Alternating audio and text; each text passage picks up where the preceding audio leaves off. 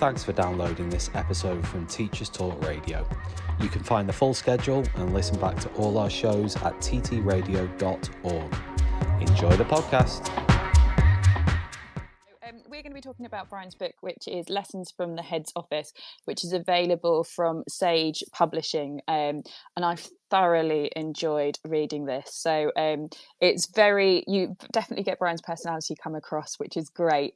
Would you like to introduce yourself and explain a bit about your background? Yes, can you hear me? We can. Good. I was having a bit of a panic because it said iPad doesn't do it, but it's on my phone. Hello, I'm Brian Walton. I am the writer of Lessons from the Head's Office. I'm a head teacher still. Well, as long as, I was this morning. And I have been for about 20 years on my fourth headship. Currently a head teacher in lovely Somerset in a wonderful academy called Brookside Academy. That's a kind of a 0 to 11 provision. It's a special school as well as a nursery, as well as a mainstream primary school. So yes, that's a bit about me. I'm also a chair of governors of pupil referral unit as well. Because that's what I thought was interesting about your book, is the fact that you're actually an acting head that's actually writing about it in the moment, as opposed to somebody that's kind of finished and then kind of written it. So when did you find the time to write this? It was a bit of I've been blogging for years. I've been on Twitter for years, and I used to do blogs as a kind of cathartic Sunday detox from the week. But that's something that Steve Mumby, my hero, writes in the foreword. It was really important to me that I wrote it as a head. It was part reflection. It was a good time in my career. I'd been doing it for coming up 20 years. I felt like I had a lot to say, but also it was really good reflection for myself. So I started kind of lockdown, where maybe, I just wanted to reflect on quite a change in what I was doing. And then struggled afterwards, really. I had a wonderful editor who helped me from Sage, Deanna, because I kept thinking I was writing some sort of literary novel, and she kept kind of editing me down to, look, what are you trying to say? So it was just a reflection on themes. I realized in the blogs I had kind of some common themes that I kept going back to, like inclusion, leading teams, crisis management, and those things, finance. And I didn't think much had been written on finance.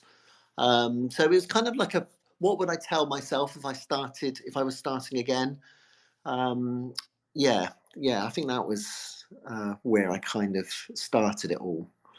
Well, like I said, your personality definitely comes through this, but I love the fact that the first chapter is called On Leadership. And yes, you heard that right.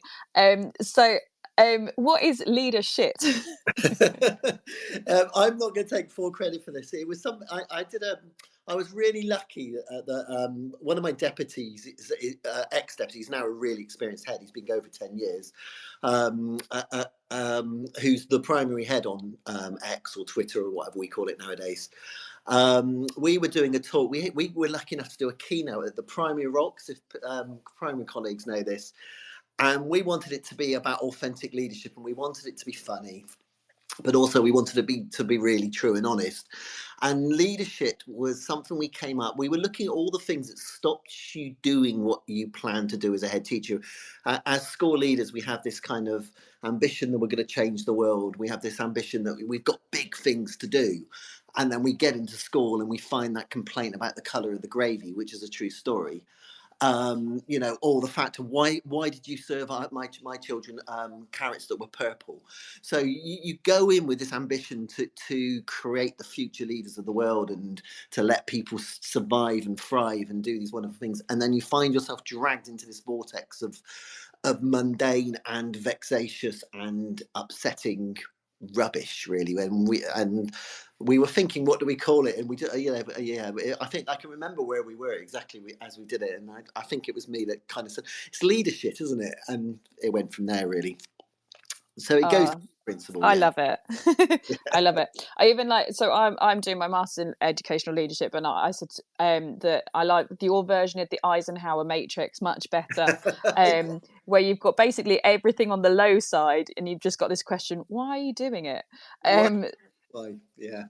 Yeah, and sometimes we think we do it, and I talk about that later in the book about well-being. Sometimes it's just good to do crap because the job can be so pressurizing and difficult at times. But the truth of the matter is, when you get into that area, I likened it to, I remember when I became a head, I talked about a head who I went into a school to support, and we'd find out that the head teacher had mainly been counting the petty cash for months, and not focused on the fact that there were massive behaviour issues in the school, and teachers didn't feel happy with what was going on, and all the head was done was it was locked away counting the petty cash because they were doing the mundane stuff, the stuff on the right hand side of the Eisenhower matrix.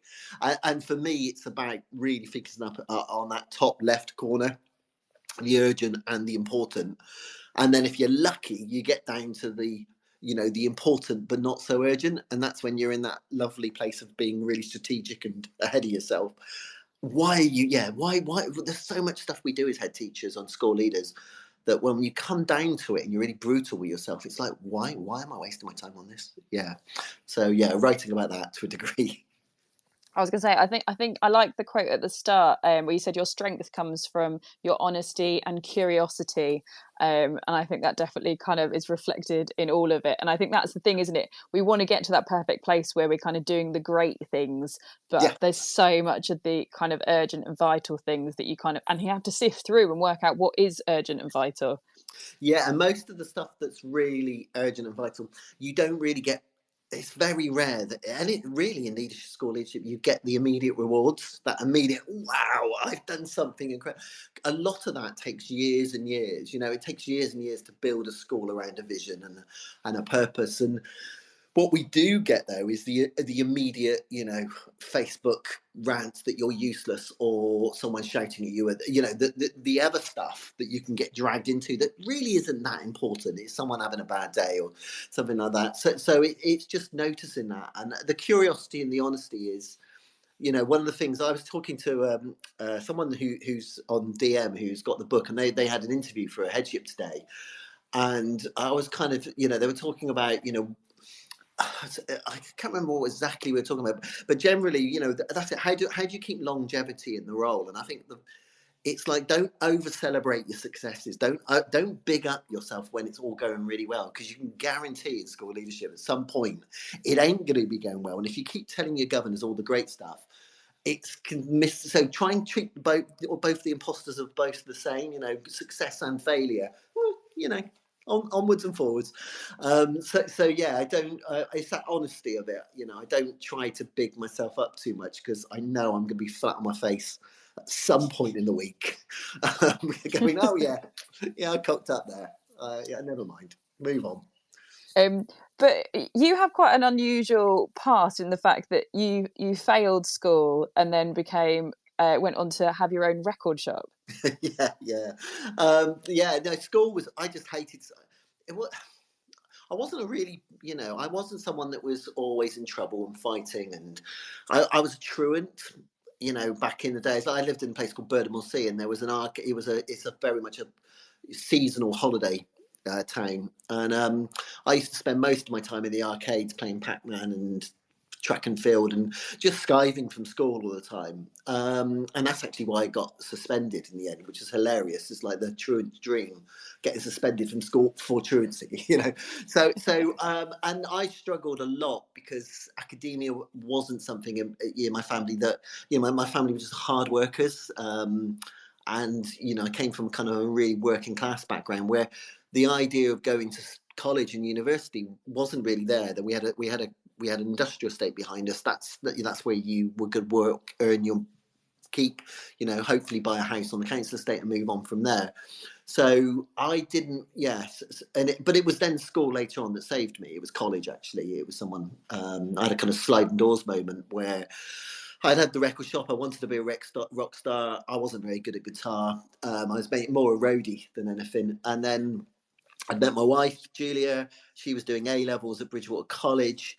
I thought, well, I like this. I really liked her history A-level. I found it interesting. And they did an access course back in the kind of early 90s. And I went for an access for a Bachelor of Arts.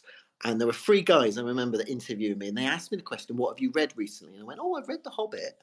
And they just found it hysterical. And they laughed me out of the room, basically saying, look, this isn't for you. This isn't for you. And as I kind of left the room, opposite me in the corridor, I'd love to meet this woman now. I really would. A lady called Leslie opened the door. She said, oh, are you here for the access to education? And I went, oh, no. She says, would you like to be? And she just spent about an hour of her life talking me into this access course that I joined in Bridgewater College. And I was getting like D's and E's in the GCSE English at the beginning. And I was getting A's in the A-level literature. And so it was just and I was just basically, it's a classic example of teachers just going out of their way to, make you successful. And then I went to Bristol Uni on a 4-year BEd, and ended up on a tribunal for I missed my first class degree by about 2 marks, I think, in the end. It was ridiculous. But by which point I'd got a teaching job, so I didn't care. I was happy as anything. And it went from there, really. So, yeah, it was one of those kind of moments where you weren't destined to do. Hence the fact, whenever we get those conversations about GCSEs, English and maths and all of those kind of things, I slightly have a different take from personal experience on it. And I suppose I've spent most of my time working in schools and areas. I've worked in Tower Hamlets, I've worked in Easton in Bristol, Withywood in Bristol, kind of, areas where deprivation's high to a degree, and worked in specialists, worked as like I say, on pet chair governance of pupil referral unit. So I've always been really interested in those children on the edges that can sometimes maybe fall by the wayside if we don't invest in them. I completely agree with you. I love those little kids on the edges and getting them in. Like, I've just started at new school, so I've only been there a few weeks, and there was one kid that said that doesn't come to school but loves art, and I had a couple of meetings with her and mum, and now she came into school today for the first ever time since I've been there, and certainly for months. And mum said she was just so happy at how excited she was to come in. So it's turning it around. I like building that resilience. I think if kids can leave school with resilience and know that if they can go through the hard stuff, they come out the other side, that's more important than kind of a GCSE. And it's a sense of belonging in your school community. It's really hard for some children and some families to feel like they belong within the community. So how you build that, it doesn't always work, it's sometimes you have to admit that you can't save every child and work it out, but I like the idea that, and again, it's a long-term thing. It's something, with the school I'm at the moment, where we have quite a few children that have failed mainstream placements, and they have EHCPs that come into the special school, and it's that sense of, if you look at success, it's a sense that, this is your place and we work together on that, and there's a sense of pride around it within the family as well as the child themselves. So it's, how do you get that? And I've always been fascinated by that journey. And your book had me giggling because your music background came very much through all your subtopics, and I loved it. So, for example, for the listeners, this one is, I got 99 problems, but Ofsted ain't one. I just loved it.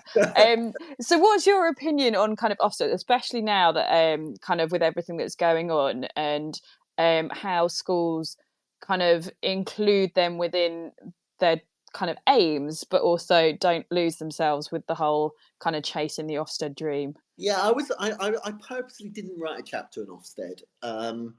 And in some ways, I'm kind of reflecting on that a lot more now, because, but my reason for it is I just don't, I've been ahead for 20 years. I don't give a toss about Ofsted, really, because I shouldn't, but actually it's bigger than that. And I'm reflecting a little bit. I just recently was on the thing called the Westminster Forum, where the panel was, what's the future of Ofsted? And there was a big HMI there. He was lovely. All the people were lovely.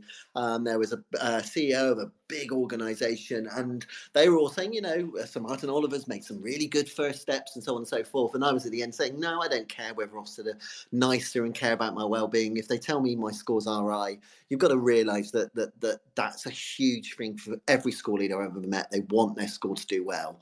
and they're judged within a day or two. There's an old 70s children's program called The Flumps, for any people listening to this a little bit. And there's a wonderful second episode, I think it was called The Cloud, in which Perkin, who's this like potato flump thing from the 70s, this is back, just walks around with this cloud over his head the whole time and through this show. And I just kind of thought that's how school leaders usually feel about Ofsted. That even when you think it's going well, you're trying to second guess. I call it Ofsted once. If you start leading your school and you look at, the curriculum that we've had in the last, since 2011, really, the whole intent implementation, it's school leaders not being able to be autonomous and lead with confidence, because we start to try and guess what this, particularly if you're in a school where, it's a challenge. It's a challenge every day. You won't be brave enough to kind of get away from that. So I acknowledge Ofsted because I have to. I had them in November, actually. But it has to change. I'm very much in that camp of people saying Ofsted absolutely has to change. And it's destructive. I think it's created an education system that's very safe, and cautious because we're too terrified to get it wrong, and that's awful. It is, and I think that kind of it leads quite nicely on to the next chapter, which is crisis management. I think Ofsted kind of comes into that, because you that kind of panicking of when it's going to happen. But it sounds like you've been through pretty much every crisis going over the years. I've had a few over the years. I like the badger making a set underneath one of the offices. I think you had somebody was it potentially stabbing on your road, so you locked everybody into the school, and then one of the parents complained that you made them late to an appointment when you were just trying to save their lives. You can't win. Yeah, and it's amazing what we do. And I think one of the, because I've had some lovely reviews and it's been really good, but I think one of the, it wasn't a criticism, but I think it was Ed Finch. It was kind of saying, look, this is quite depressing at times. And it is. I've worked in some challenging things. You get some of the worst things you have to deal with. I've still got a front page headline when I worked in a school in central Bristol, because basically my English lead at the time and the Senko at the time went out to go do a home visit for a family we were worried about. And then they broke into the house and stole the child and brought him back to school. And I'm thinking, oh my God, no, you can't do that. You can't, it's not. And actually what they'd done is it was front page, basically because of the school's actions, these two individuals' actions, we broke a human trafficking ring that was happening there, because these people were being kept, their passports were being kept, and they were being put into forced labour. And the person that was a translator in the school was the person that was kind of leading this human trafficking thing. So you sometimes in education you do get caught up. My school was in Tower Hamlets, was right next door to Aldgate East, where the 7/7 bombings were, and I can remember those days, and I talk about that kind of, sometimes when you're a school leader and you're worried about yourself and your world, but actually you have this responsibility where you walk into your school and everything focuses in on you, and it's a huge responsibility at times that can sometimes be overwhelming. Even thinking about some of those events are quite emotional, because my child had just been born. We were living in London, and I didn't know where my wife and child were on the 7/7 bombings, but I had to go and tell the staff who I knew their loved ones would be on the tube. So you go through those moments of reflection. And yeah, the stabbing was another one, though it didn't happen towards us, and it was literally as the school was pulling out, so everyone was rushing out, and one of our grandparents was the local chief constable, and she kind of nodded and had done a phone call and said, yeah, everybody's got to get back in. So luckily my senior leadership team were amazing and got everybody back in. But then one person just looked at me and went, I'm now late. I'm able to laugh about it a lot, but sometimes for us as school leaders it's not. And I talk about finding I've got a lot of really good colleagues who will take the mick out of me a lot, when I start saying, oh, it's not. In fact, my business manager is brilliant. She very early on, I like talk. Obviously, I've written a book. I'm quite confident as a school leader, and so she's got me a little Oscar that just says it's because basically her first line to me is, it's not about you, and so I've got an all about me Oscar every now and then I present. So I want to talk now, so. So as leaders, we reflect on these things, and I think that was part of the writing it down in the book. Is some of these things were huge. There was the bit where I was accused of complicit in attempted murder by the parent who a husband was driving, and he wanted to take the phone off her to apologise that she had said it, and then they crashed. It's like, oh my God, am I now complicit in some sort of accident? It's those kind of events that you reflect on, and the book was a good way of doing it, I suppose, really. Because that like there is a lot of humor in it, even though it's obviously quite a stressful situation. And I quite liked it. Like, I was a beach lifeguard in my early 20s, and actually we were trained to paramedic level by one of the paramedics who was the first person there at the bombings, and he talked through that situation. So I remember him telling me very vividly about those days. But I also think kind of that kind of almost level, we are kind of almost paramedics and first responders, but in a daily kind of teaching scenario. And you kind of refer to that in one of the bits. You said one of your mini chapters is think like a hostage negotiator. Yeah, that was from something that was the reason I put that, and it does sound dramatic, doesn't it? But it was Tim Taylor, who's the Mantle of the Expert guy, who's written a few books. He once saw it. I remember him telling me about seeing this hostage negotiator talk, and it was a real thing about leadership. How do you, when you're under huge pressure, keep calm and try not to see things from your own perspective? Try to talk someone around. And I think head teachers do that a lot. School leaders do that a lot. We can sometimes get upset ourselves when someone's angry with us, and we can bring our own ego into it. But actually, sometimes, in fact, I've had to do it twice today, where you've got to be really level and calm and not take the criticism, and try and see, well, what's the issue here? Why is this happening? Try and see it from the other perspective, the other person's views, because that's what we are. We're public servants. I think what's so hard now is I think school leaders have become the most accountable public servants out there. I think, we are easily accessible, and there's a lot of things to moan about and being unhappy about. Yeah. We're constantly under that pressure, whether it's housing or whether it's the cost of living, which was today's issue, or whether it's, broken marriage, whatever it is. A school leader is pretty much going to have to, at some point, contend with it. So yeah. And that kind of leads on. So you've got a bit which I think is really great advice. Is all about unsocial media, because I think that is a thing that teachers don't necessarily get a good review in the media. We're not necessarily put on a high pedestal and having claps at 7:00 at night like other frontline workers. There does definitely seem to be that kind of, we are an easy target to be blamed for things.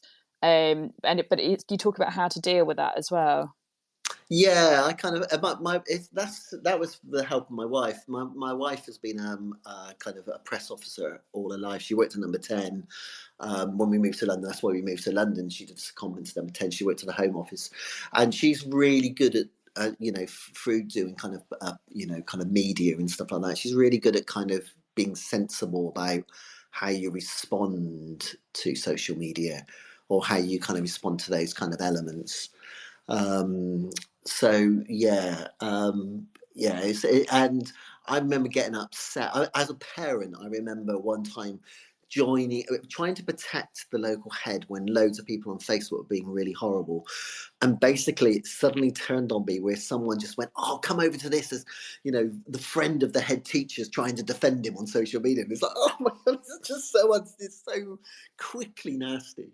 And I used to get upset by it, but now again, I'm just really cautious. I still speak my mind, but I realise I can't. You're never going to win a fight on social media, are you? Really? And what I find and I think with the advice there is, I just find even phone calls, face-to-face meetings with people, where you start the kind of conversation with, "How can I help?" pretty much neutralises a lot of that anger, particularly when there's a mob mentality around something. So it's kind of reflections again on advice I would give myself, and that I go, because it's interesting. I wrote the book, and you don't read your book when you write it. And then Yeah. I went to something recently. I had a train journey, and I read it, and I thought, oh, that's good advice. So it's like, oh, did I write that?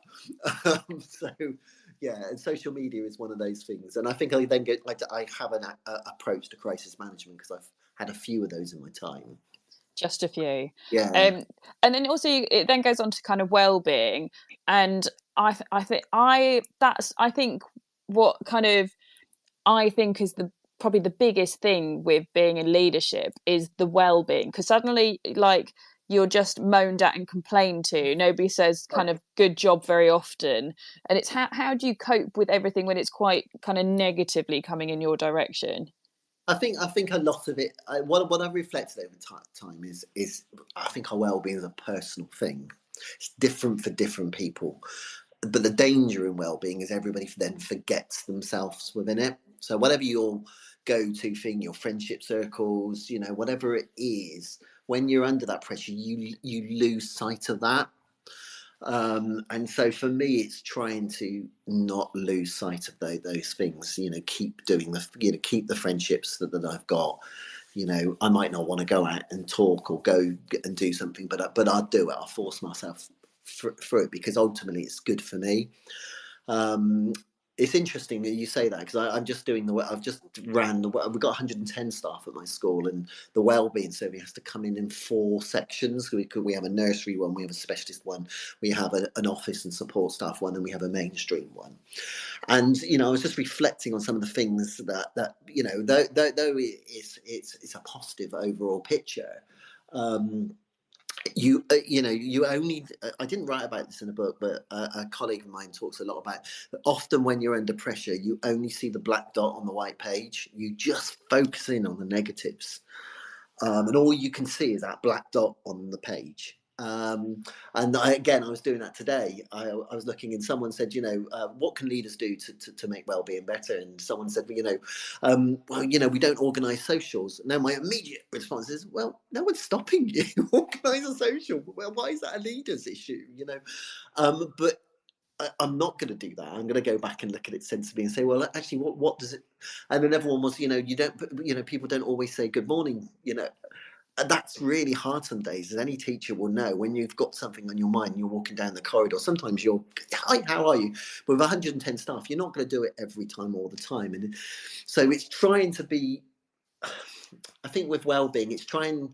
I think I say, don't roll your eyes at it. Take it really seriously. And I kind of, I do mean that now. I think in my early days, I didn't think I write about it. I didn't think I was stressed. I've interviewed a lot of colleagues who have since left the job, and it's really interesting. That I think one of them, and again, I'm not sure, I might have written about this, where they talk about the feeling that they've been numb for a lot. Then you numb yourself as a school leader to the horrible stuff, and when they retire, they feel like the pin's been taken out of their hand, and they start to feel again, which is a horrible kind of thought. But I'm really conscious of that. How am I feeling? And that was basically because I had some health scares, going back, and it affected me. I was supporting a school in special measures, and I'm not embarrassed to say I was on medication. I became impotent over the course. And I used to think, no, I'm not stressed. I would always say to people, if anybody said, are you stressed? No, I love my job. And then it's like, no, you don't. So you have to be realistic and really honest with yourself when you're doing those things.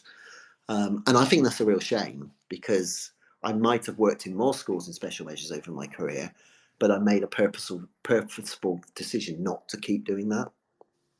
I think that's one of your subtopics, is the naked leader, and that importance of being vulnerable, but it's a risk, but it's really important. And I think that's something I do as a teacher. That's how I build my relationships with my students, is that I am a little bit vulnerable. I kind of be quite open and honest with them, but it makes me make really strong, quick relationships with the students and get the best out of them.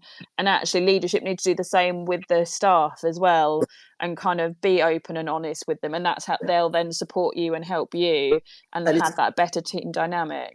Yeah, and it's getting that balance right. When I first became a head, I remember when I walked down the corridor and say, "Oh God, what a terrible day I'm having." Oh, you wouldn't believe what And then I suddenly thought, "My God, how's that helping my stuff?" They don't want to know that. They want to know that I'm in control. But at the same time, if I cock up or I get things wrong, I've got to be the first to say, "I'm really sorry. I thought it was this. I was wrong." And that's quite hard to do, particularly when you're a new head in a school where you want everyone's looking to you. I see it a lot in behaviour. When there's a behaviour issue in my school, my staff are so skilled. They're team teach trained. They have all this training, but there's still this perception that when the head teacher comes, behaviour will be solved. And that's generally behavior is a relational thing. It's a system thing, but it's also a relational thing. And the idea that the one person in the school can just walk in and solve things is just totally unrealistic. It's I suppose it's just being really reflective and honest about that. But what you can't do is go around being a walking, disaster, negative mood hoover. Because it's so easy to do, because everything is pretty rubbish at times. It feels like in education there isn't enough money in SEND, there isn't enough services for children, we can't get a CAMS referral, boom, boom, boom, boom, boom. And I try to balance that out with the positives as well. We're doing a great job. Look at the successes. But it doesn't always come across. The other thing I think you have to realize about well-being is some staff love that kind of stuff. They love knowing they love being told they're doing a good job. Some stuff and some like it publicly. Some stuff would just die if you said publicly that they were doing a great job. So it's knowing your team, and the bigger your team, the harder it is to get right sometimes.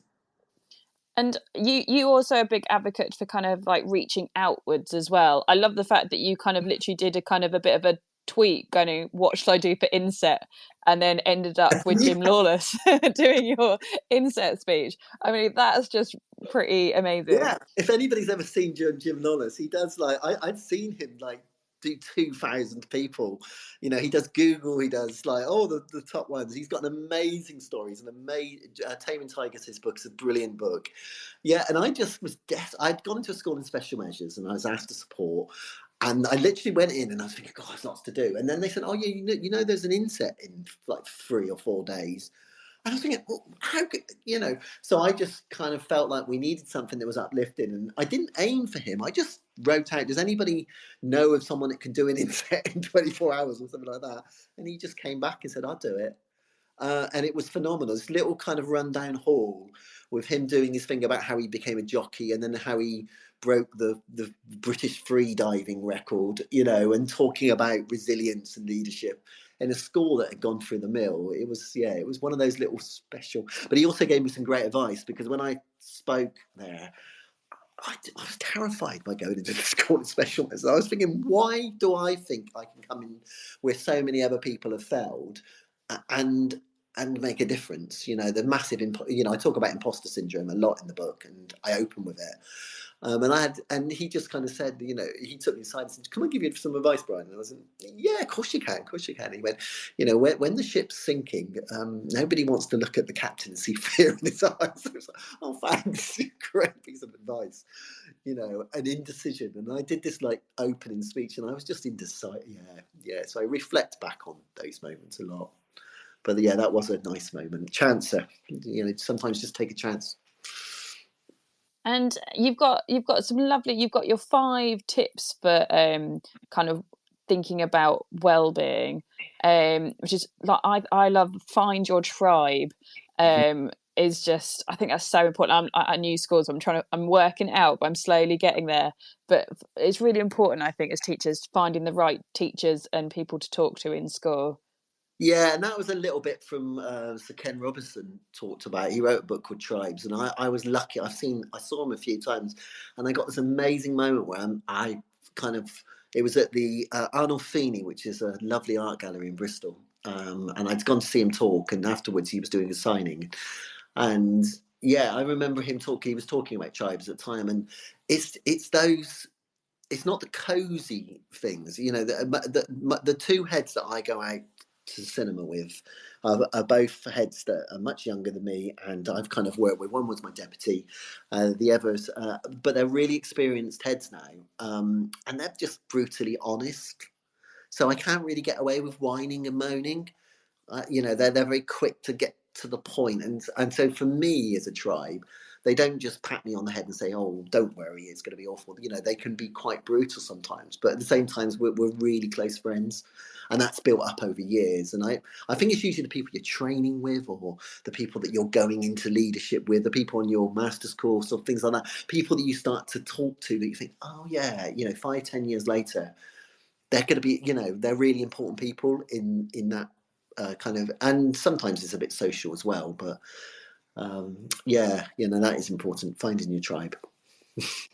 And then your next one is strategic sanctuary, which you've got a question on there, which I love.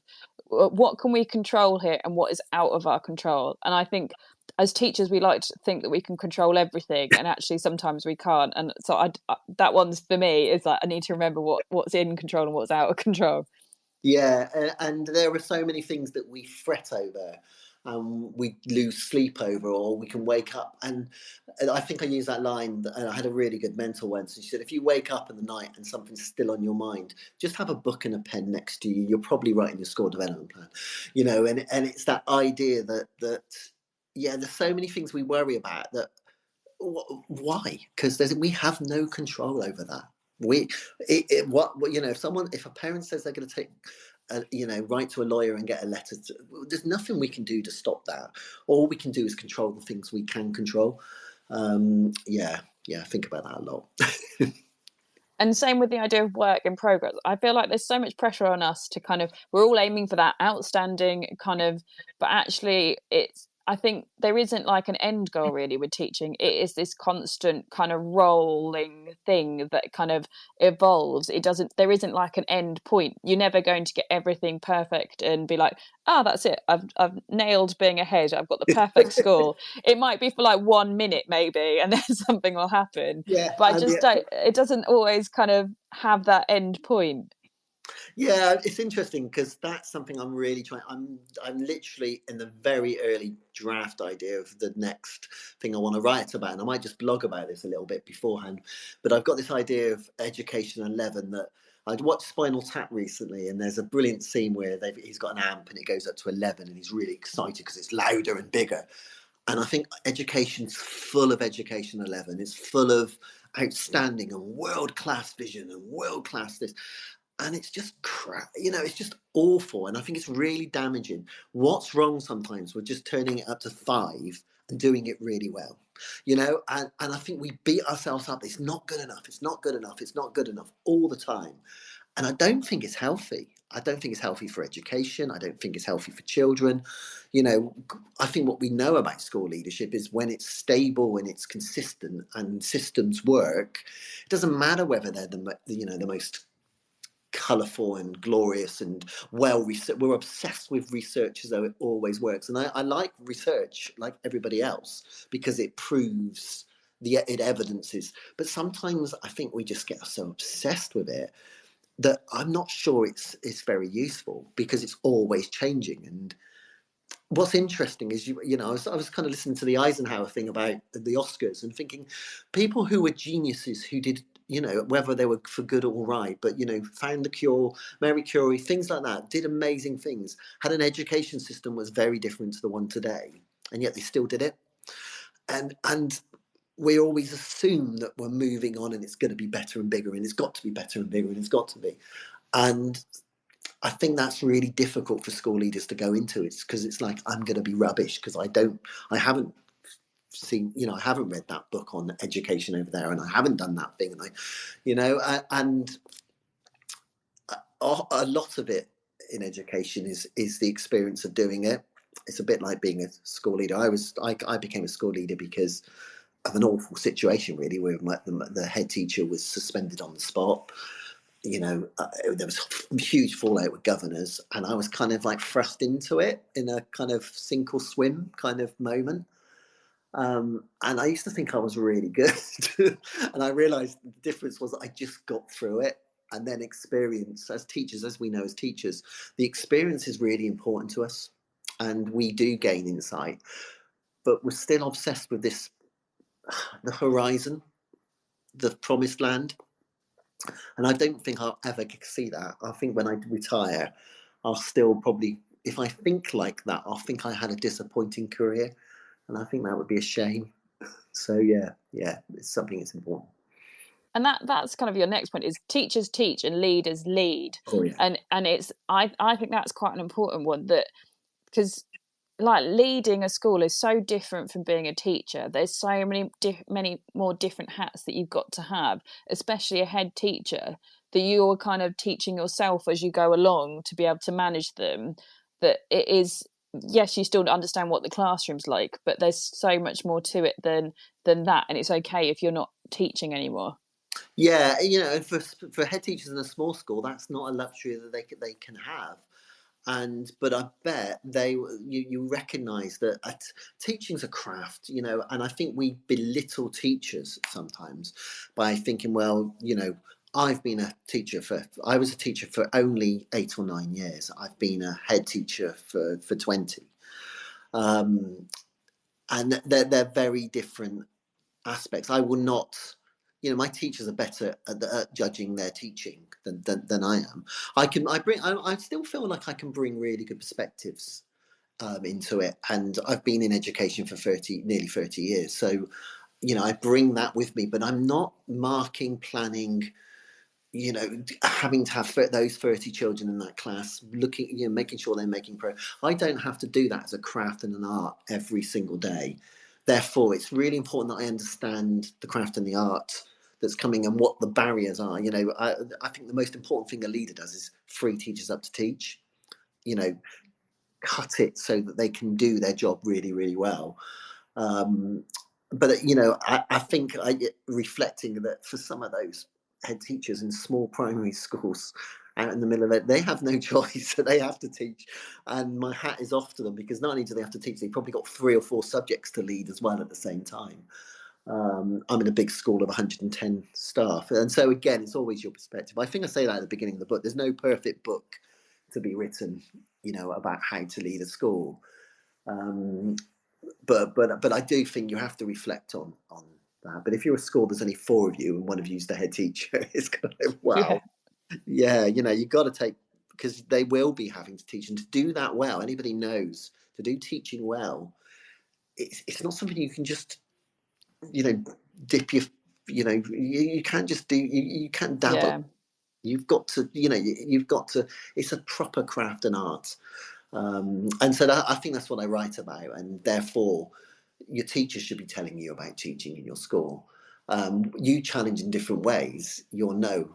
So it's about trust, and there's a lot of trust around that as well.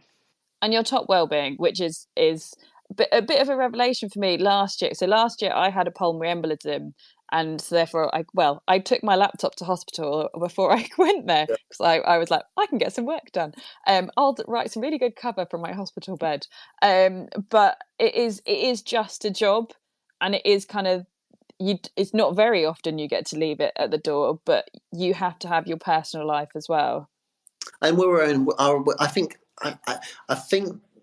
there's an element, and I'm not saying you are, but there's an element in teaching that we want to be martyrs. We want people to know that, I can remember, how many hours have you done this week? Oh, I've done 55 hours. Oh, I've done governors, it's 70 hours, and and that's just not healthy. And it is, and sometimes when our family lives are tough as well, tough work, tough family life, that can be really depressing. So I'm trying to kind of keep that. Yeah, it is just a job. It's a fantastic job. It's an amazing job. I'm lucky to, like I said, in my sliding doors moment, I was working in factories making doors, putting glue into door bits and pressing a button for about a year, because the record shop and my rock star career failed. So but it is just a job.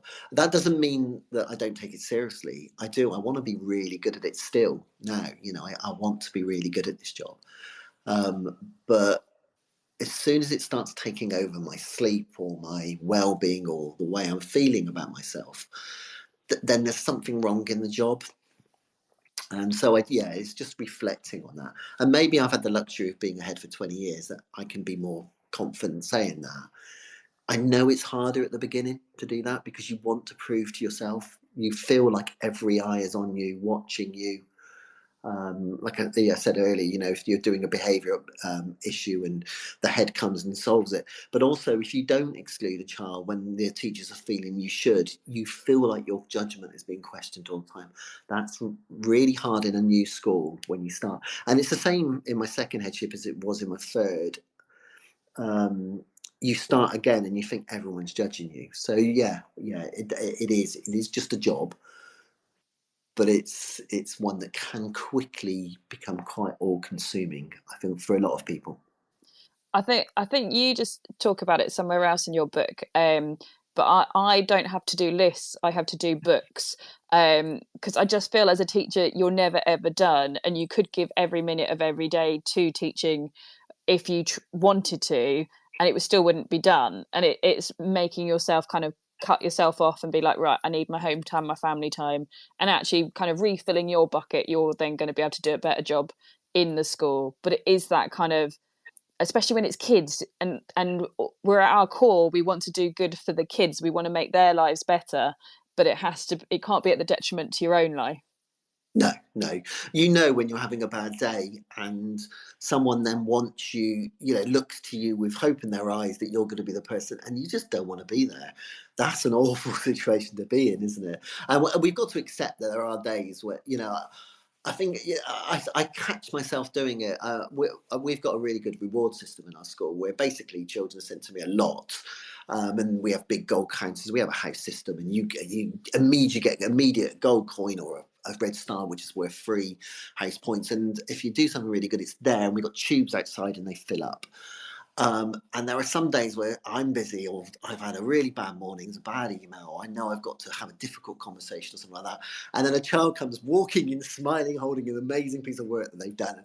And I look at them and say, oh, not now. Please, not. And then it's just like you catch something, oh, I don't like me anymore, and it's just like, and I think a lot of the time it is going back to that core thing that we're really lucky to actually be able to impact people's life. There's a lovely review that's just gone onto the Amazon of the book by William Stone. I remember William. I taught William. He was one of the last people. I was ahead. I did teach. I used to do the level 5 writing group.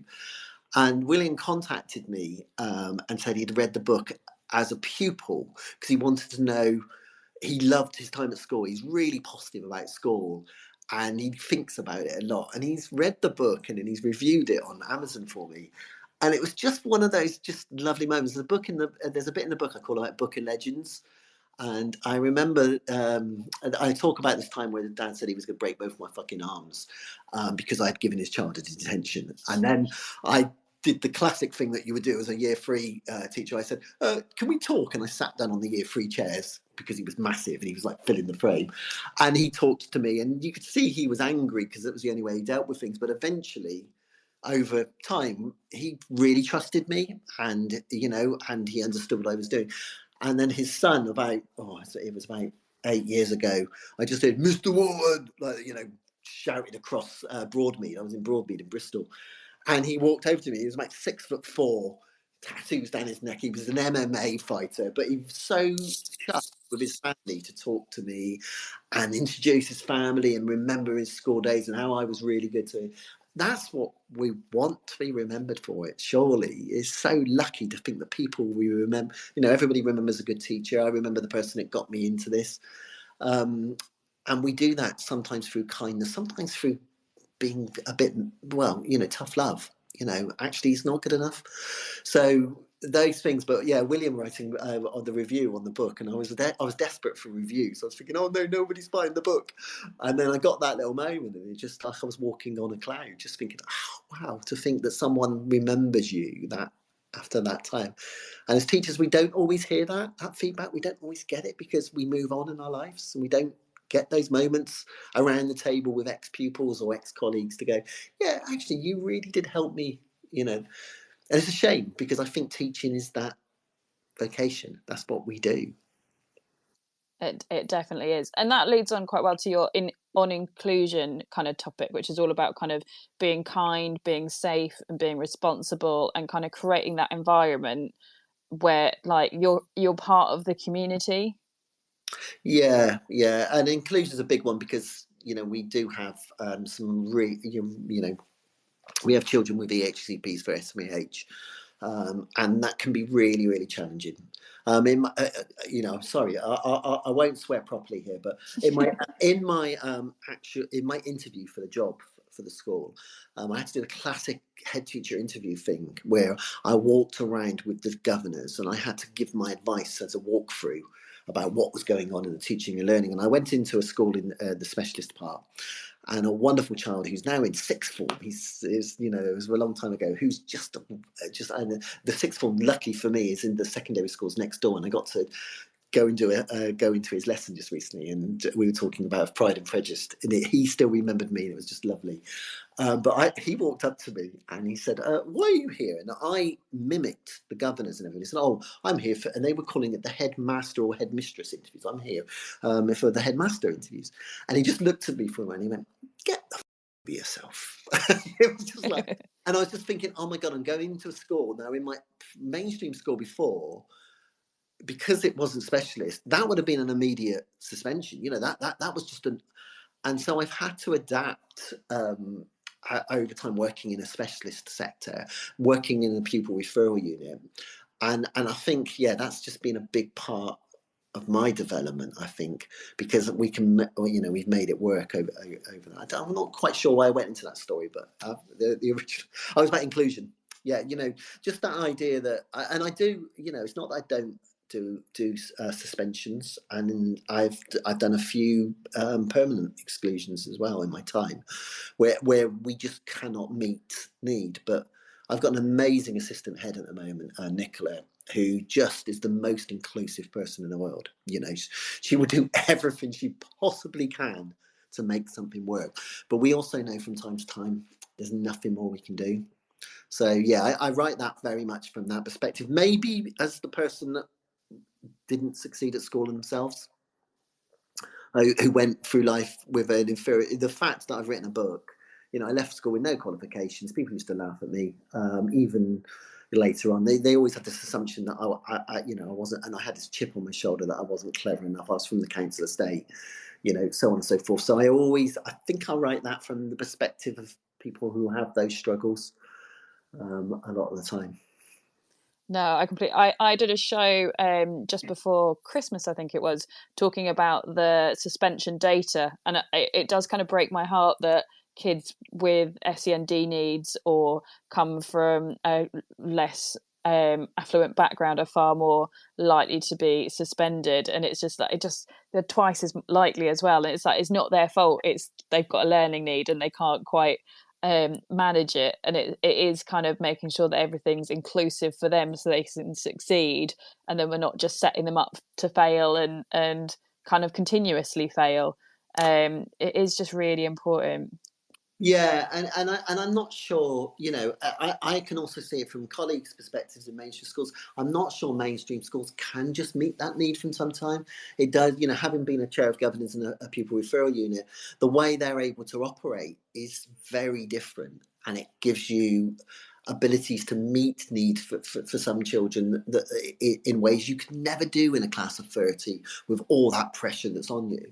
And I think there's a system issue there. I think one of the bits in the book I'm thinking about now is how do we create, I'm so lucky to work in a school that's got a special school, that's got babies. It's an all year round provision as well, and in the summer we support children up to the age of 18 with EHCPs as well, so we go much. How do we create more schools like that? Because it will be cost effective. There is a massive national high needs deficit. We're losing, there's, parents and local authorities are fighting over EHCPs.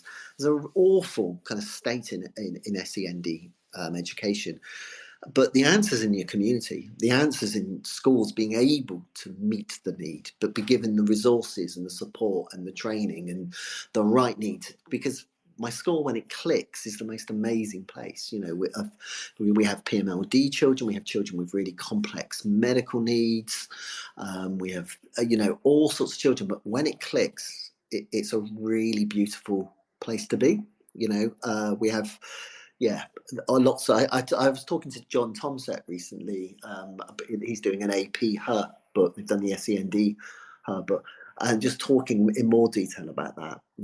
How do you become a truly inclusive school? Because the benefits are huge. I think often we only look at the negatives, but actually when it clicks the other way, I don't like quoting Ofsted, but the Ofsted report that was done for us in November, it actually references one that we take children permanently excluded from other schools successfully, which is nice to be recognised for that. Didn't get us an outstanding, but but they also, not that I care, I genuinely didn't care. It would be the last thing I would have wanted.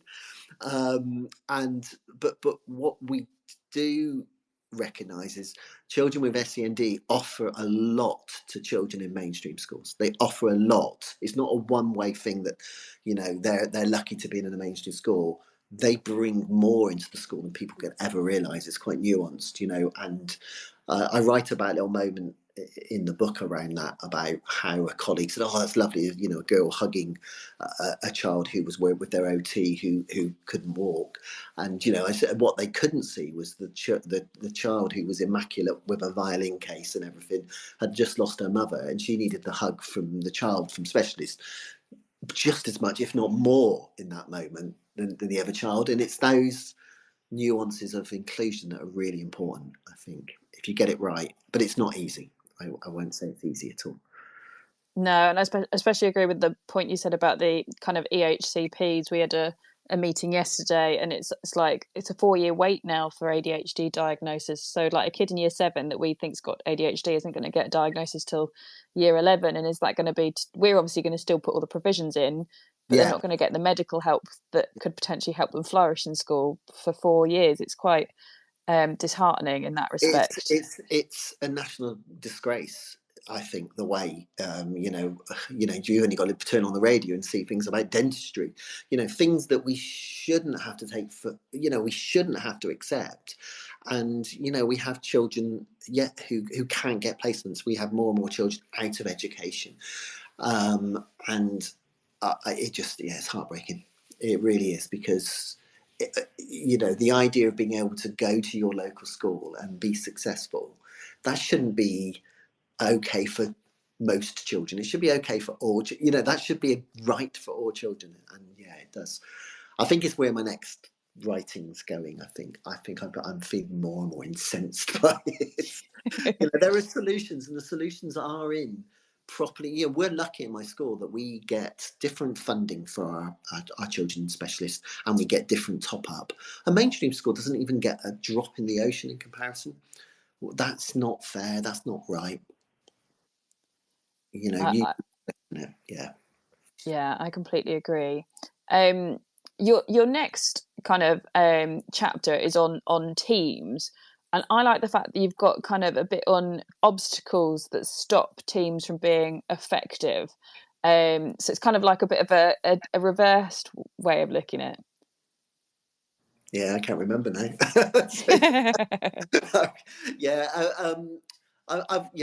I think my big thing on teams is that you've got to accept that there will be people in. I don't want a team that we're all in agreement all the time. It doesn't mean I want to have lots of arguments, but I want to have that healthy debate. And therefore, it's about trust. Ultimately, it's about building teams around trust. So it's okay to say, do you know what? I don't agree with you. I really don't, and that's fine. There's a lot of things that I think remembering it now, I think I write about how we're quite precious about our things that we lead on, and they're quite important to us, and therefore when they start to fall apart or get taken apart, we get defensive with them in the team. So I think it is that constructive argument, isn't it, that it's that you want to have a safe environment where they can talk, as opposed to kind of not having that debate and then essentially that missing out on key bits that could make it better. Yeah, and I think I go back to, again, the purpose. What's the I do that a lot when I was talking about Ofsted recently. What is the purpose of Ofsted? Because if it's just there to enable governments to say when we started in government, we only had 70% of schools good, and now we've got 86. Well, then that's not good for the profession. It's not a self-improving system. It's not really good. And I kind of, I'm analytical about teams. How do we use our time? How are we visible? How do we get the balance right? I think I talk about lists again there. How do we know we're focused on the right things? And how analytical are we about that? Because we have a lot of meetings. If we all look back, there's a lot of times that teams are meeting, and that time's precious. So it's how do we make it effective? That's a little bit my focus around teams, I think. Again, about Ofsted kindness, because often as teams, certainly teams with power, we can sometimes be mean or come across as seeming like we're mean. Certainly our systems. As a school leader, we have systems, so we might say, well, we don't allow leave or for X or Y, or because it's in our system, and suddenly you're not allowing people to go to a Christmas performance because it's not in your policy. It's just like knowing why you do things and the purpose of why you do them. And I like that you are essentially one big team, and there's no kind of fear or intimidation or bullying. It has to be a community, and again, like that, I guess that brings it in from the inclusion that like your team should be a community as well. Yeah, it is, but there's a real danger in that, in the sense that it can look like you're cliquey within certain teams, and it's like, oh yeah, well they're all just going to decide over there. And I think it's trying to be really, that's why you need trust and honesty in your team, because sometimes it's like, no, we do need to change that. And I've got a fantastic business manager. I'm so lucky, but she's a business manager. It's about that for her. The school is about running it as a business. That is going to be a different take to, say, my deputy, who's more pastoral lead. That's great. I need that in my team, because I need to see both of those perspectives.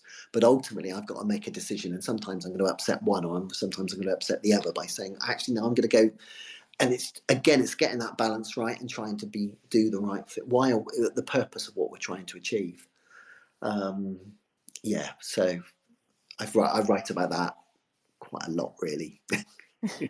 And that leads on to kind of the chapter 6 quite well, like leading and managing change. So I love the fact that you kind of quite openly go, we're bringing in a new computerized system, which I would be all for. But I've seen this at schools that I worked at, where kind of people that have been there a long time much prefer the paper version. It's less confusing, and especially like having recently swapped to Teams, and like the difference going from one system to another, and kind of how you do that, but also kind of keep the cheer within your team, because sometimes they like bringing change can kind of really change the mood of everybody. And you can guarantee there will be somebody in your school who will give you a very good reason why that change is not going to work for them.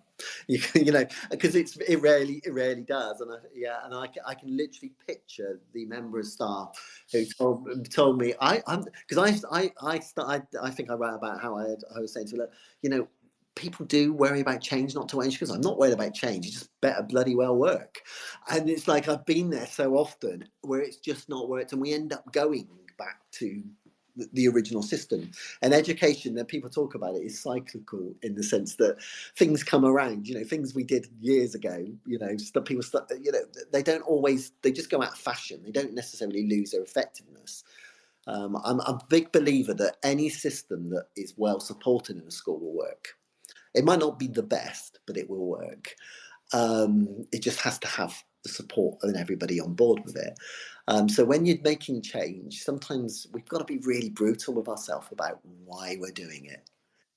Are we just trying to save money?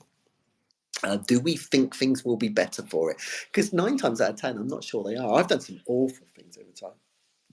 I'll be careful, because I think I brought in a kind of all the teachers videoing themselves rather than doing lesson observations. What a disaster that was, because I just thought, oh, that's good. And there's a real danger around social media and research that people just jump on something, right? Let's just all do, this because I've read about it. I was terrible, and I see it quite often, head teachers who go to conferences, they're just dangerous. Any leaders that go to conference, because they come back going, oh, this is amazing.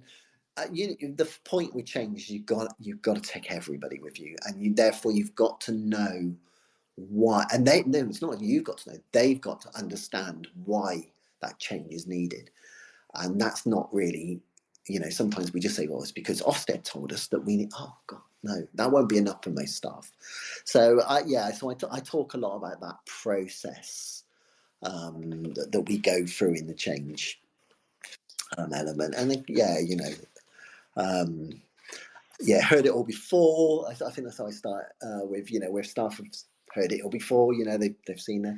And then we get carried away with it, and then it gets lost in translation. When you've got someone like, I used to have a head who I worked with who loved the first part of change. Like, this is a great idea, everybody did it. And then just got bored. Basically, I was sitting around going, are we still doing that? So I kind of look at it in stages. Stage one is the why and the what is the point of this change. Then stage two is like the process making it happen. And then I talk about the resistance, which you'll get at around about stage two. And then it's reflections and lessons learned on it, the whole mirror bit. I quite enjoyed writing that one because I've just done so much bad change over the years. Some of the things, because I still cringe when I think about some of the things I've done and spent money on, sometimes a lot of money doing. Because that's the thing, isn't it? A lot of people, especially new heads into roles, they expect you to go in and change. My school at the moment, we've got a new head starting after February half term, and everyone's kind of like, oh, I wonder what they're going to change. Are they going to change anything? And it is that kind of, you have to get the buy-in from the staff, but it has to be purposeful. But I imagine it's quite difficult, especially starting a new school, deciding what to change and how long to kind of implement it for. Yeah, and I would say if you go into a school in special measures or in a crisis, or and the crisis is really clear and everyone's talking about it, that change is probably pretty straightforward. Some change is really easy. If you haven't got a policy, a safeguarding, your safeguarding's gone wrong. There's things you can put in place and you can be quick. What I tend to find with new heads is, and I've been guilty of this, you go into school and you open a can of worms and go, oh my God, whoa, I didn't expect that. And then there's a real danger that you just go and keep opening these different cans of worms. And before you know it, you just got this mess and you can't focus on anything because that's bad. And oh my God, that's awful. And new heads I do this quite often because it's really hard as a head leaving your school because you've got your skeletons in the closet. That there's certain things you could have done better, but you've just not done because you've ignored. And then when a new head comes in, it's like, wow, why is that person working over? That's not good enough. And there's a real danger you just do. And then, it can be a real mess because some things, there's a reason why we locked that can of worms away in that cupboard over there because we just don't know how to deal with it, and you've opened it, which is great.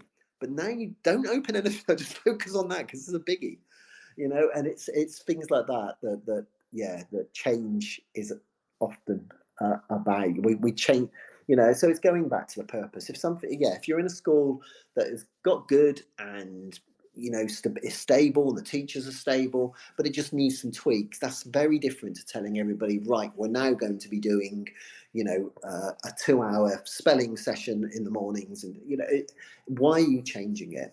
And is it because you want to, like the original part of that thing, which is, I just didn't like paper-based systems because I couldn't be analytical. I couldn't get graph. So if I got this computerized one in, I can run all these different bits of information and have it at hand and be analyzing it and so on, which I love data. Some of the staff would like, but this works for my teaching. I can do this and then I can reflect and tomorrow I can teach better. Tell me how that system's going to be better than that. It's like, I'm not sure I can. So it's those elements. And in that chapter, you also talk about the kind of the cost of change, and you have a whole chapter on finance and business, which I think is great because I don't think many people talk about kind of finance and budgets and stuff because it's something you have to learn being in a headship, and it's not something you would learn as a teacher.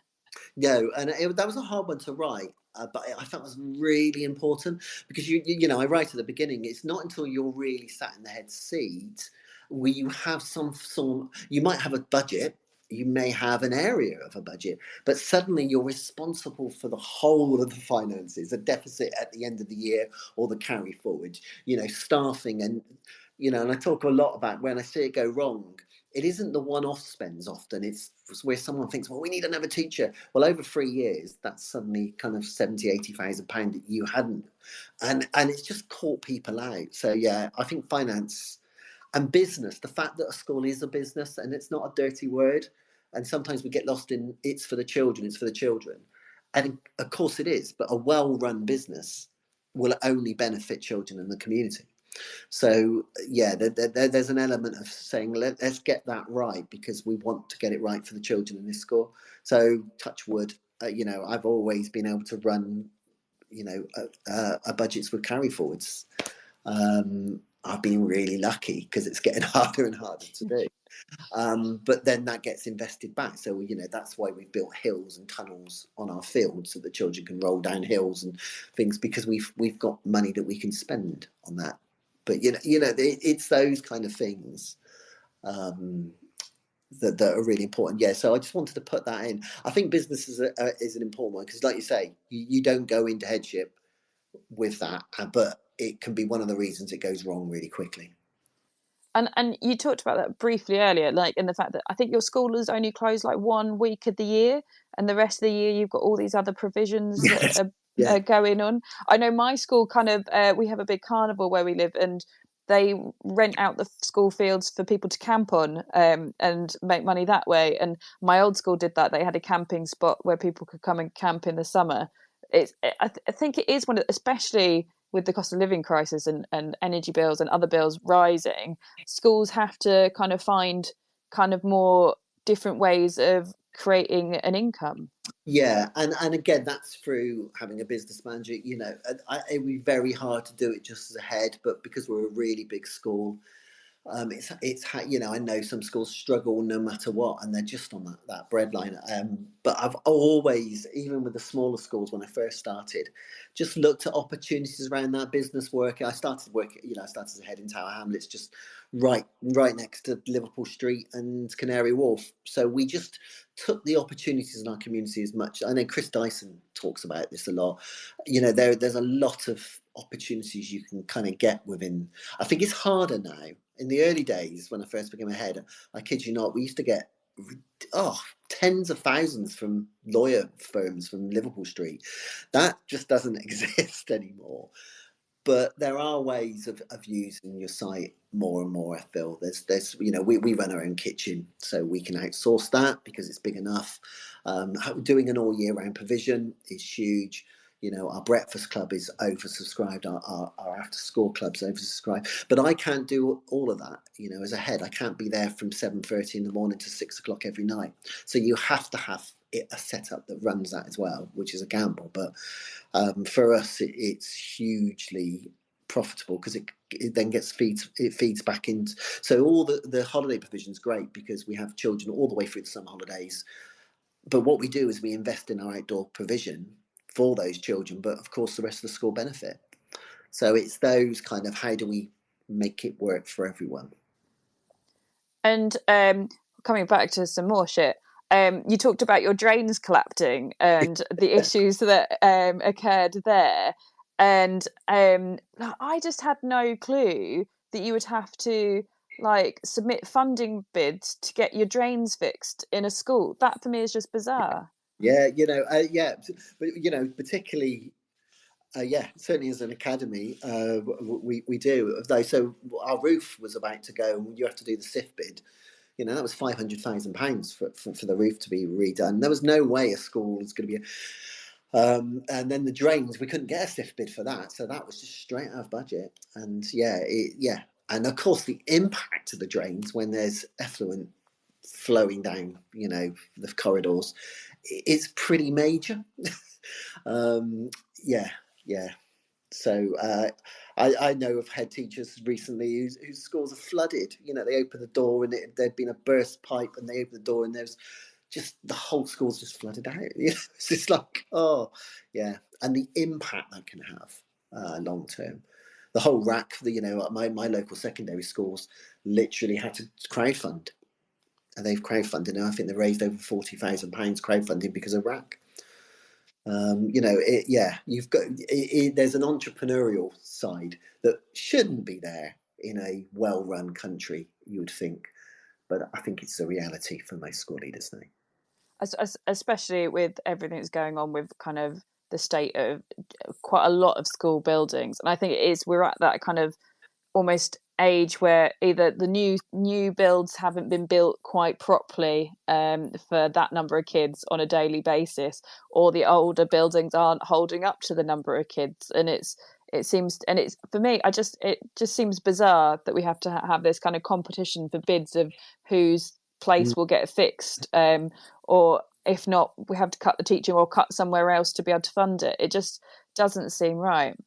No, it doesn't. And I think that Panorama programme showed, there are children in this country sitting freezing, having to wear gloves at school. When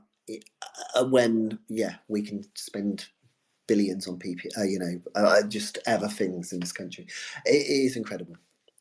It's another one. But I don't think it harms head teachers to have a bit of a entrepreneurial side, because it allows you sometimes to do those extras. But the fact you have to do that to do the expected basics is just not right. I'm certainly not advocating that. And we were at the Better Conference a couple of weeks ago, and I was just in awe of how many different things there were that could somehow improve education. And I did like your little bit thing about the next great thing. Like, how do you work out kind of which is the best to invest in and what's kind of just a shiny new toy? How do you work out what is genuinely going to make a difference and worth the budget? I don't always get it right. I think it's going back to purpose again. What do we need to do? Often we change things that are okay, but we want it to be more whizzy. But it's understanding that it doesn't matter how great that piece of software is. If your staff aren't going to use it, they're not going to buy into it. If you haven't got a buy-in, the likelihood is that it will just be a pretty thing sitting in the corner that isn't being effective. So I think it's don't buy it first and then ask questions later. I think a lot of the time which means it's quite a slow process sometimes. Criticism that might have come my way sometimes would be, we talk about this a lot, but sometimes when you're investing a lot of money into something, you need to know it's going to be right. So I think I was right in there. I often plan to fail that approach. I think there is a more nuanced version of it, but for me, it's about, why is this going to go wrong? And often it's no one's going to use it, or we're not going to use it for what we thought it would do. So the amount of times I've brought behaviour software, thinking it would do everything, it will graph and chart, and then you realise, no, it doesn't do exactly what I thought. So don't buy something unless you've used it for at least a month. Quite often for me now, it was certainly around expensive stuff. And you, like I said, you go really into detail, and I know that me and my master's colleagues have been chatting about this. We're on our finance unit, but you even talk about the differences between kind of the provisions and how budgets alter between provisions, which I found really interesting. In what? Yes. Which one was that? That I think you mentioned it slightly earlier about the SEND funding have like kind of more top ups, or if you have a certain number of places, then you get a little bit more funding. Yeah. Well, for us in our specialist provision, we are funded differently, though we're just finding out. I don't think we're funded the same as other special schools, which is interesting. So we've got a conversation to have that with the local authority. And I think it's also just understanding those costings. So for us, a massive big change in our finances is AP. We're spending a lot more money now to try and keep children in school on alternative provisions. The provisions we can't do. We can't provide horse riding. We can't provide some of the mental health services, and therefore we're using that, and that's really, really expensive. So it is understand. Yeah, I love sitting down and doing a budget. I'm terrified because we're about to join a mat, and I'll lose that. I've done it for 20 years, and there's something really beautiful about that budget, which is going to then create the school for the year, the provisions, the expertise, the additional support, the speech and language therapy or the occupational therapy. But it's just having that overview of it. And as we said, you don't get that until you're sat in the head's chair often, which is quite scary. So yeah, it'd be interesting to see how that works in your masters. How do you find kind of the idea of Matt's kind of having more control over what schools do with their budget? Do you think it's good in the fact that they'll be able to share experience from different schools? I imagine you'll be able to give them a wealth of kind of ideas, or do you think it takes away some of that autonomy in how you can kind of be creative with your budget? I think it would depend on the mat. My gut feeling at the moment is it doesn't. Some mats top slice, they take a certain amount of money. Some mats take the whole money and then say, well, what do you need? And I think I prefer that model, that you're operating as an organisation. You're not about one school, you're an organisation that will provide finance expertise and HR, because we don't get that from the local authority. And as a SAT, a single academy trust at the moment, paying for that on our own is really, really expensive.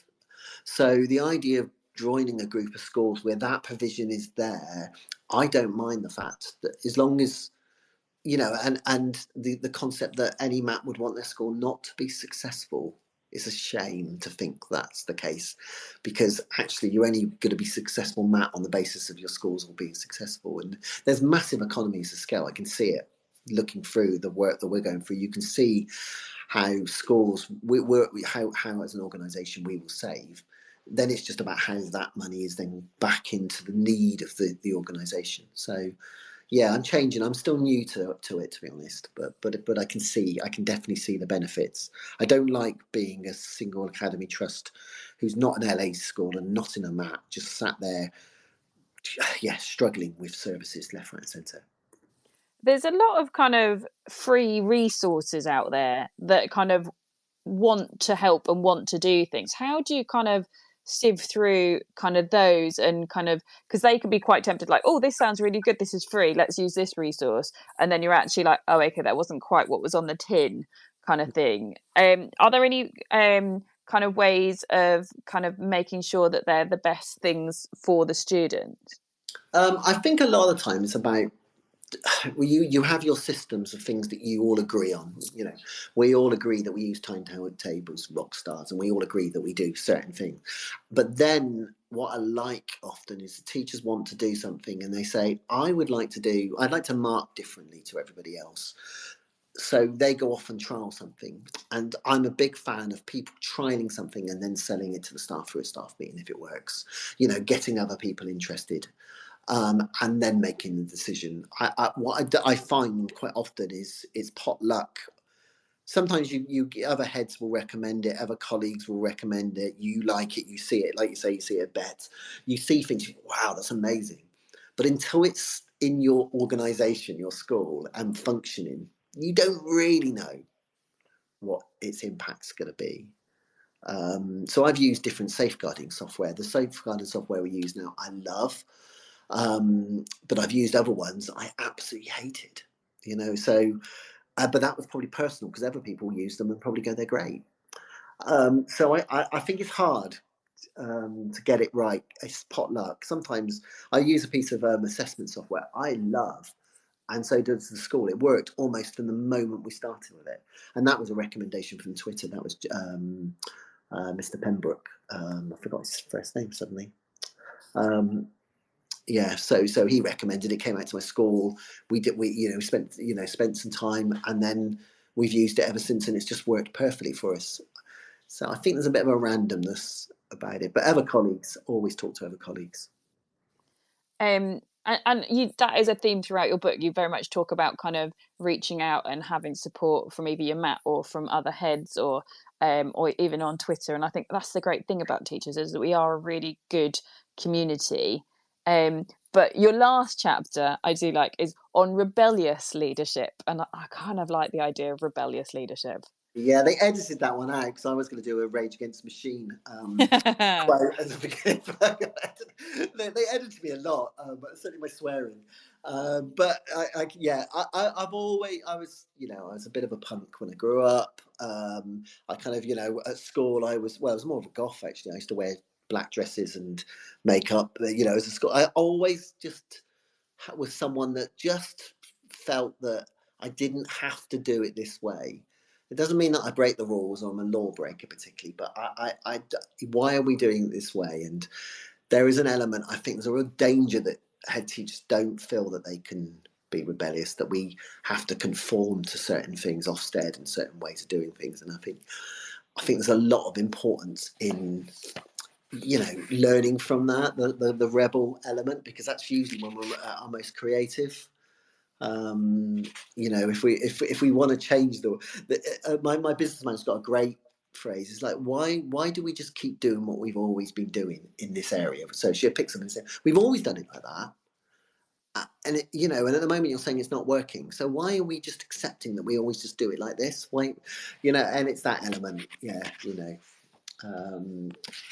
and I'm a bit controversial there. I think, again, from my personal life, I didn't need love when we were growing up in a struggling family. We kind of needed people to give us opportunities. I needed opportunities at school, and if maybe at my secondary school some people had spent the time that someone at Bridgewater College did, I might have seen the light a bit sooner.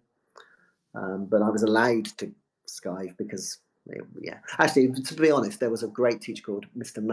Maddy, great name for a teacher, who did get quite cross with me when I was skiving. So at least he had the energy, but a lot of other people were indifferent to me at that point, and I don't know. Yeah, so maybe it's because I've always liked the rebels a little bit. No, I like it, and I like the fact you can kind of conclude that you did it your way, and I think that's the thing. You can't do it the same as everybody else, and you can't do what everybody tells you to do. You can only do what you feel is right. Yeah, because when you make decisions as a head teacher, you're making that decision, and you've got to accept that. You've got to learn that quite quickly, and I feel that if you're a bit wishy-washy on a decision that's a big decision, and you don't really believe it yourself, that's a really hard thing to do, because we are quite authentic people. We want to leave. But I have made big decisions that I don't believe, but I've trusted my team around them. So I might not be going, but actually my team believe. So it's just around that element of it's reflection as well. But I talk about the politics of it. I think anger's an energy. I feel that there's nothing wrong. I try not to be too political. I think I probably am if you read my Twitter feeds. I'm clearly not a conservative at the moment, and I'm not. I'm embarrassed to say that, because I feel it wouldn't matter what government was in. The way that education feels, it. We can see it. I've been in education since 1995, and I can see it directly. But all the same, I still work really professionally with my Conservative MP. I still write to him. I still invite him in. I still do all those things because I try to influence from the inside. But I also fall out with him a lot. No, I love it, and that's the thing of your book throughout. It's very open, it's very honest, it's very witty and funny, and a really enjoyable read. So I cannot recommend it to anybody enough. If you want something that's, and it's so easy to read as well. It's not kind of, like you said, heavy on educational research and like a bit of a dredge to get through. It's genuinely kind of enjoyable and also so educational in the same breath. So it's available from Sage Publishing. So go and get it now and have a read. You just put Head's Office on Amazon and you'll see the ever reviews, which are lovely. There's some really nice reviews there, and it's on offer, I think, at the moment. Oh, there you go. It's a bargain. So, so and I'll always reply to DMs about it as well if anybody asks questions. Oh, you're going to open that straight up to everybody wanting to know about finance now. Ready for the assignment. But thank you so much for joining me. That time has flown by, but it's been an absolute pleasure to talk to you. And I've just learned so much from your book. So thank you very much for writing it. Thank you. You're too kind. Thank you. Yes. If you've joined in throughout the show and you've missed it at all, then you can listen back to the podcast on Teacher Talk Radio, and it will be available to listen there soon. So thank you very much. I hope you enjoyed the show and have a lovely week. Oh, thank you. Bye-bye. Bye-bye. You've been listening to Teachers Talk Radio. Tune in live and listen back at ttradio.org. We look forward to hearing from you next time on Teachers Talk Radio.